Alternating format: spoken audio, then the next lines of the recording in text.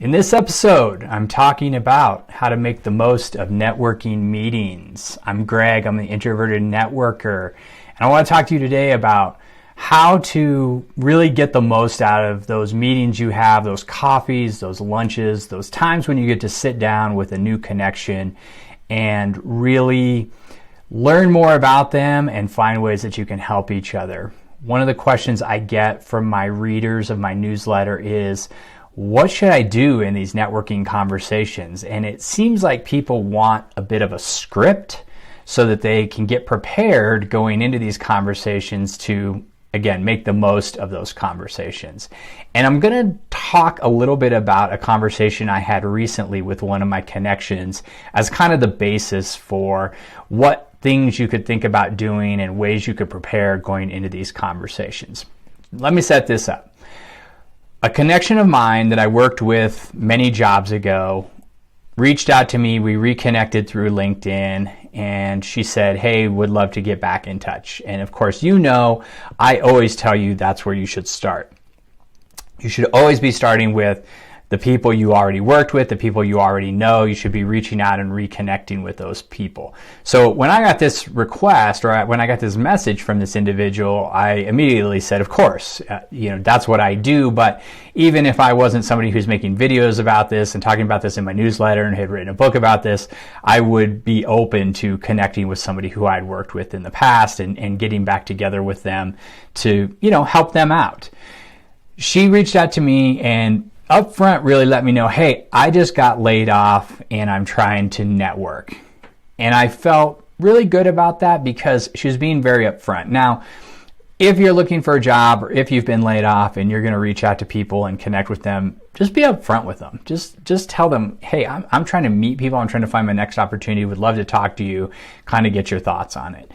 You don't have to say, hey, I'd love to sit down with you and figure out how you can find me a job. That's coming on a little too strong. But be upfront. Sometimes people will write me an email and say, I'm really concerned about telling people I'm looking for a job because then they're going to think that I'm asking them to find me a job and I don't want to take advantage of them. And I've said this before, but just be upfront. They know. I know if I look at your profile or I look at information about you that you might have been laid off. Maybe you have the open to work banner on your LinkedIn profile, and that's okay. It happens. It's happened to me twice. So I would say be upfront with people when you're reconnecting. But let's talk about the meeting a little bit more. So she reached out to me and said, hey, I would love to get together and have coffee, catch up. We hadn't talked in a number of years. I said, sounds good. Here's days of the week that usually work for me. You tell me what works for you and kind of where you want to meet.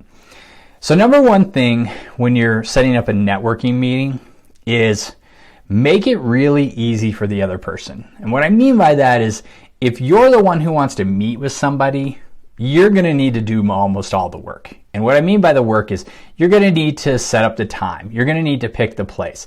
You're going to need to send out the calendar invite. You're going to need to do some of the work for the person. Now, that doesn't mean that you just say, here's my schedule, you've got to meet it. You want to be open to the other person and ask what works for you, what days of the week, what times, where do you live, what part of town are you in? If you're going to have an in-person conversation, make it somewhere that's close to them, somewhere that's convenient, even if you have to travel a little farther. But make it easy for them because that makes it easy for them to say yes and for them to show up and for it to be a good meeting. So that's the first thing is if you're going to be the one asking to meet and get together, you need to be the one who is doing a lot of the setup and taking control. In this case, my friend, she did that. She said, here's, tell me days of the week. I said usually, Thursday or Friday mornings, I'm more open. And she asked what part of town I live in. I live kind of close to her. So she picked a place that was in between where we both lived. It wasn't far for me to go and picked a time that really worked for me. So she was very open to that, but she also sent out the meeting invite and set everything up. So number one, it was really easy to get together with her. So make sure you're doing that. If you're making it hard to get together with people or you keep changing the time or you forget or something happens and you have to reschedule, you're ruining your chances of getting together with the person because if it's really hard, they're just going to say, I'm really busy, I don't have time for this. So we met, we got together, we sat down, and we were at coffee. It was the morning. And of course, I know what this conversation's about because she had told me, hey, I'm looking for a job. So when we sat down, I immediately said, okay, well, tell me what happened, what's going on. And she told me a little bit about her situation. And she was part of a big layoff at a big company here in Denver. And so, no shocker there, no issue. And she was talking to me about all the networking she had been doing. And so as the conversation went along, I asked some questions, she asked me some questions. We started talking about sort of my experience with networking and my experience with what I'm doing now with the newsletter and the podcast and some coaching that I've done. And as we went through there, she didn't just make it about her. She was kind of interested in my advice, my point of view.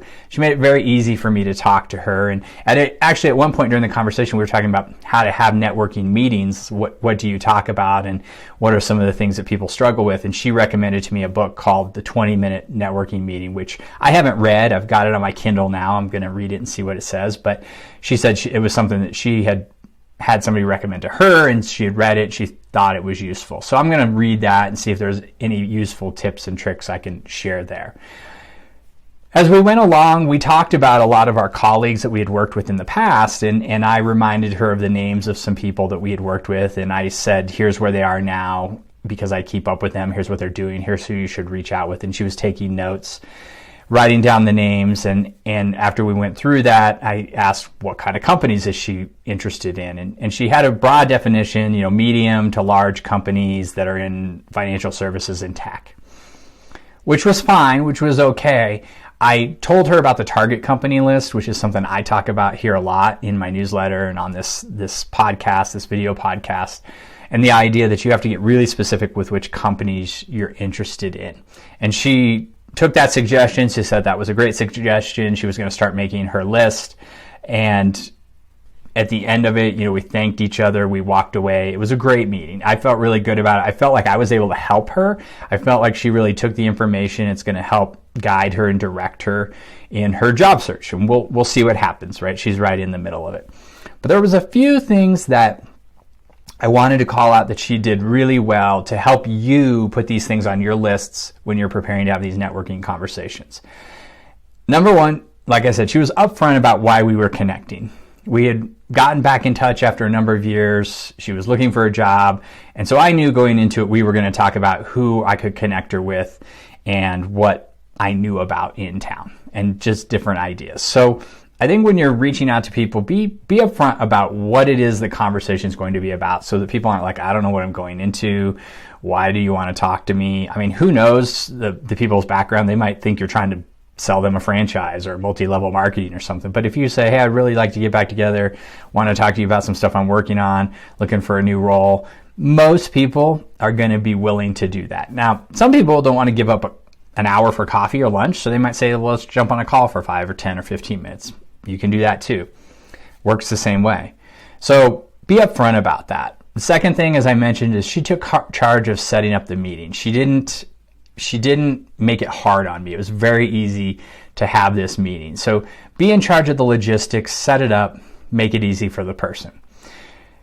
The other thing she did is when we sat down and started talking, obviously I kind of started asking her questions, but she also made it about me too. She was curious about what I was doing, how I had helped other people, my own experience with searching for a job. So she was very much listening to what I was saying, and she was taking notes and writing down actions. It made me feel like she was really paying attention to what was going on. And actually through all of that, she listened to what I was talking about and gave me a recommendation. So that's one tip I always give, is make sure you're giving the other person something, even if it's a recommendation for a book. That's giving something. It seems really small, but it's something that's going to help me. I'm going to remember who recommended it to me. It just kind of deepens the connection when you can give a little bit something to somebody, right? So that's kind of what I always tell people to do. And she did this. I don't know that she did it intentionally, but it definitely worked out.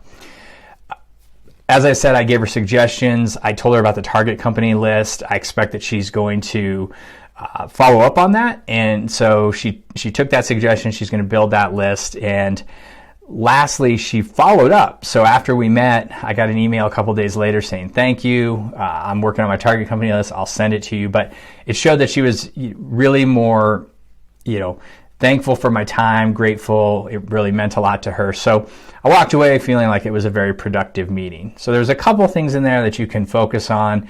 The one thing I would say is, if you're going into this, one lesson you can learn is get that target company list already before you go in. And I've talked about this in previous issues. You want to have that list of companies that you're interested in learning more about. Maybe you want to work there. Maybe it's just a company you've heard of. Maybe somebody's told you about it. Put that list together. It's got to be a formal list. I mean, a physical piece of paper that you could walk into this meeting with and hand to me. If you're going to meet with somebody online, virtual, something you can email to somebody. It needs to be an actual formatted, formal list that you're interested in. And the reason for that is then I'm going to spend some time thinking about who I know at those companies, and I can potentially make an introduction right after this meeting. So as it is right now, she's got to come up with this target company list for me and send it to me, and then I'll look at it. If she had that at the time, and granted, she didn't know about that, she hadn't put together her list, so it's not as though she did anything wrong. But I'm telling you all so that you know before you go in these meetings, have that target company list and give it to the person and say, I want you to take this with you. If you think of anybody you know that works at one of these companies, please let me know, and I would love to connect with that person. It's as easy as you sending an email, and then I'll do the rest. So always go into these meetings with your target company list if you're looking for another role.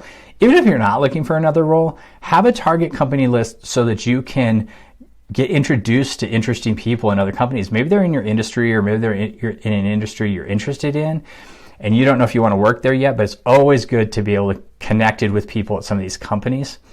And so if you have that, that's a good way to make it easy on your connection to put you in touch with them.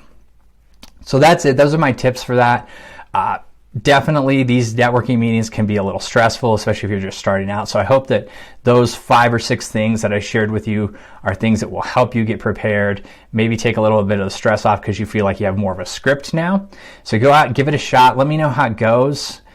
Leave a comment on this video, leave a comment on my newsletter, reach out to me on LinkedIn, tell me how it's going. I always love to hear your feedback.